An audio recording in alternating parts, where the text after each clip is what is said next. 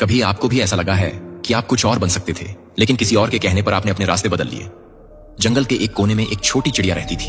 नाम था नन्ही। वो चिड़िया बाकी सबसे अलग थी। उसकी आंखों में एक चमक थी, जैसे वो उस पेड़ से कहीं दूर, कहीं ऊंचा देख रही हो। वो अक्सर पूछती, हम हर दिन यही उड़ते हैं, बस तालाब, जामुन का पेड़ और वापस घोंसला। क्या जंगल के बाहर कुछ नहीं है? उसके झुंड की बुजुर्ग चिड़िया बोली, बाहर की दुनिया आसान नहीं है नन्ही। वहां शिकारी हैं जो सिर्फ पंख नहीं, सपने तोड़ देते हैं। और कई बार अकेलापन इतना गहरा होता है कि अपनी ही आवाज डराने लगती है। बंदर ने हंसकर कहा, इतना सोचती क्यों है? उड़ तो सकती है, लेकिन क्या लौट भी पाएगी? नन्ही चुप रही, लेकिन उसके भीतर कुछ लगातार बोल रहा था, अगर मैं नहीं गई तो मैं कभी जान नहीं पाऊंगी कि मैं क्या हूं।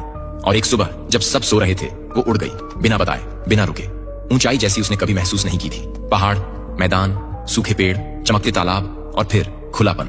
ना कोई सीमा, ना कोई झुंड, बस हवा और वो। लेकिन कुछ ही घंटों में थकान, डर, अकेलापन घेरने लगे। कहीं बैठने की जगह नहीं, कोई दिशा नहीं।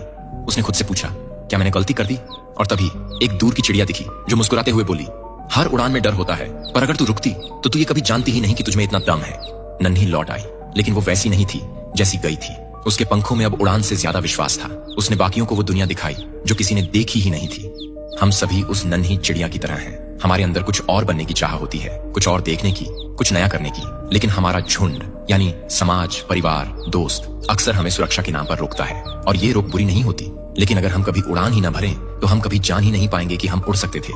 जो डर से बाहर निकलता है वही असली दुनिया देखता है, और जो लौटता है वो सिर्फ अपने लिए नहीं, बल्कि सबको नई सोच देने के लिए लौटता है।